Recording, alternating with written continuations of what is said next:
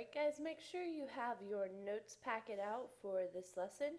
If you do not have your notes packet out, make sure you pause the video and get it out now. We're going to take a look at those finding zero questions that we were unable to do on Friday to start out with. So remember, our steps for finding zeros are to first set it equal to 0, then factor, then solve. So for number 3 here, even though this left side looks factored, it's not set equal to 0, and that has to be our first step. So we're going to take the c minus 6 squared, we're going to subtract c over and set it equal to 0. Now, take a look at the left side. Is it factored? Not anymore, since we have this negative c, which means we are going to have to square out c minus 6. Now, keep in mind, c minus 6 is a binomial, so when you square it out, you have to FOIL. You'll get c squared minus 6c minus 6c plus 36. Don't forget the minus c. Now, if I am moving too fast, pause the video so you can catch up and write down what you need. Go ahead and combine like terms and set it equal to 0. Now we have a trinomial, so we are going to make our x chart 36, negative 13. Now, since this is positive and this is negative, we need two negative numbers. And let's try 9 and 4. So our factors are going to be c minus 9 and c minus 4. Set equal to 0. Again, this is a short trinomial because this coefficient here is 1. So you can go right from your x chart to the factors. But be careful of that. A long trinomial you still have to write out. Then we have c minus 9 equals 0, c minus 4 equals 0, c can equal 9 or 4. Don't forget your squiggle brackets. And write out your solutions. I would like you to pause the video at this point and try number 4. So again, pause the video at this point and try number 4. Now I'm hoping you saw the GCF to factor out once you've subtracted over the 6x. Now I just want to notate here, this power of 3, if you remember, this is the degree of the polynomial function. It also tells you how many solutions you should get. Once you factored, I want you to notate here, we have a factor, 2 factors, 3 factors, which will yield 3 solutions. Even though this is just an x out front here, it is still a factor that we set equal to 0. So if you only got 2 solutions here, I would make a big note somewhere near this problem about degree and about the number of solutions you should get. Okay, because this is a degree 3, we should get 3 solutions, and right here is where that third solution is going to occur with your GCF. So pause the video, write yourself a big note on how that works. Alright, for number 5 and number 6, I have every faith you can do these, so please pause the video, take a minute or two, and solve. Alright, hopefully you've had time to solve number 5 and number 6. Number 5 was a long trinomial. I skipped the factoring steps here, but your factors should match mine. As you solve that down, you should have gotten negative 2/3 and 4. For number 6, I want to mention this. In the last part of this video, I talked about this degree here being the number of solutions that you will get. And in this problem, we had 2 factors of negative 5, so we do get positive 5 twice. You do only have to write it once, and you can label it if you want as a double root.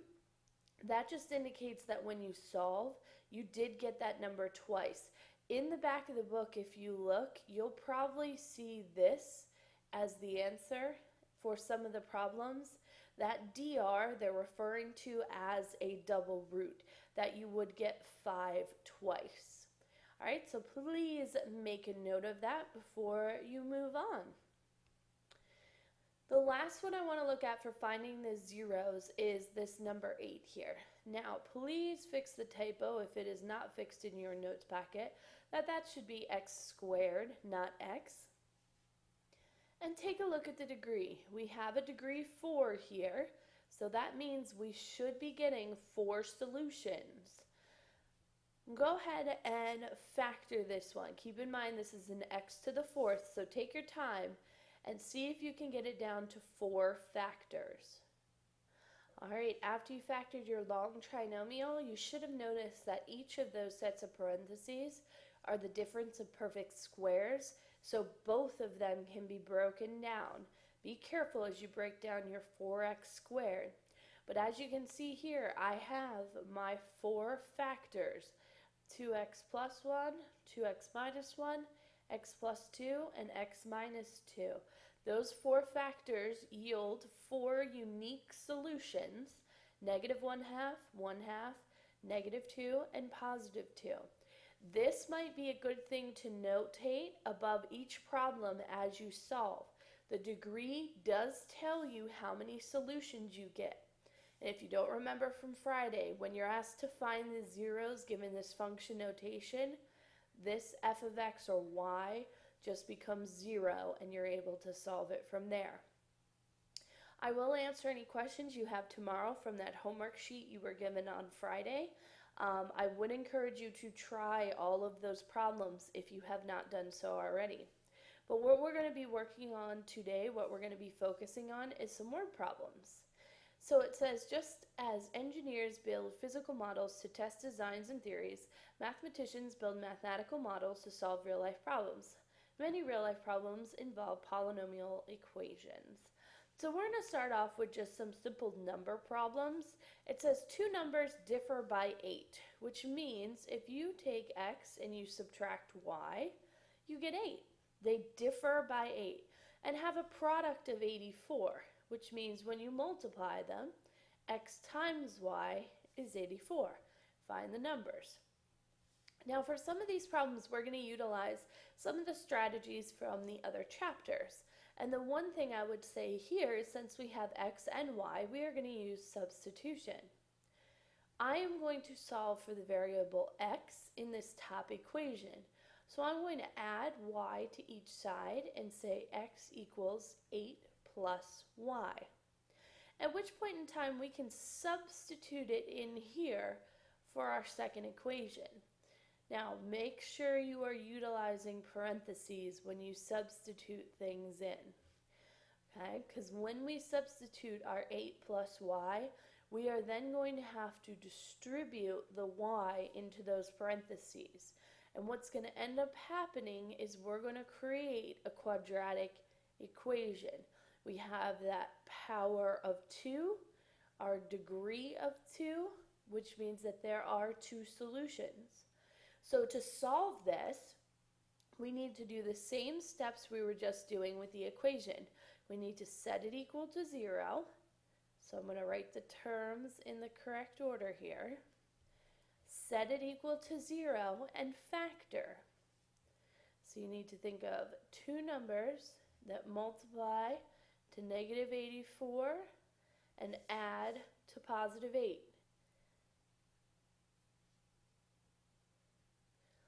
The numbers that I found are positive 14 and negative 6, which makes y equal to either negative 14 or positive 6. Now, for this example, keep in mind we had 2 variables to start this one out, correct? We need to go back and find the second number. So I'm going to make a little box here. I had x minus, we're going to pick one of the y values we found, equals 8. So go ahead and solve for that x value. I'm going to make this positive 14 and then subtract, and we're going to get negative 6. So one of the answers is negative 14 found the negative 6. And then we need to solve given the y value of 6, which is going to yield positive 14. So another answer is 6 and positive 14. So there are two sets here, and we aren't limited by negatives or positives or anything like that. So you do want to notate both of those answers as solutions. Alright, so let's try the second one. For the second one, we have the sum of two numbers is 9. Well, that's easy. X plus y equals 9. The sum of their squares is 101, which means x squared plus y squared equals 101. I would like you to go through and solve this using substitution and the techniques we just looked at. So pause this video. Alright, hopefully you remembered when you squared a binomial, and you absolutely would be squaring a binomial in this case. You need to write it out twice and FOIL. Once you combine like terms, you should have a GCF. No matter if you solve this first equation for x or y, you should be able to pull out a GCF, and your factors are going to look exactly the same as mine, whether they be x's or y's for this particular one. Now, there is a GCF here, and if you remember, we are only supposed to get two solutions. Even though we pulled out a GCF, does 2 equaling 0 produce any solutions? That would be a no, which is why you can still have a GCF and it not produce a solution. Now, I did get 10 and negative 1, and when I plugged in 10, I got back out negative 1. And when I plugged in negative 1, I got back out 10. So there is only one set of solutions, negative 1 and 10. That's the only solution you need to write down. Box it up. Alright, for the next set, number 3 and number 4 here, we are going to start with number 3. We're going to start with number 4. The product of three consecutive integers is 21 more than the cube of the smallest integer. Break these down. This is product, so I know I'm going to be multiplying. It says 3 consecutive integers. So I'm multiplying 3 consecutive integers. Hopefully you remember from the last chapter that consecutive integers are x plus 1, and x plus 2. Those consecutive integers is, so there's our equals, 21 more than the cube of the smallest integer. So now we're going to be adding 21. 21 more than the cube of the smallest integer. Which number here would be the smallest? X plus 1, or x plus 2? Hopefully you're saying the x. So the cube of the smallest, excuse that wonky 3, is going to be x cubed. I would like you to again pause this video and see if you can multiply everything on the left hand side, subtract everything from the right hand side, and solve. So go ahead and do that now. Alright, with these problems we do have the stipulation here of integers. So once you got your 7/3 and your negative 3, 7/3 is going to be thrown out for this problem because it's not an integer. So we're going to use our negative 3. The next consecutive integer would be negative 2. And the next consecutive integer would be negative 1. So our set of solutions are going to be negative 3, negative 2, and negative 1 for our consecutive integers. And this is going to happen more and more for these problems, that one of the answers you're going to have to throw out because it doesn't make sense for the parameter of the problem.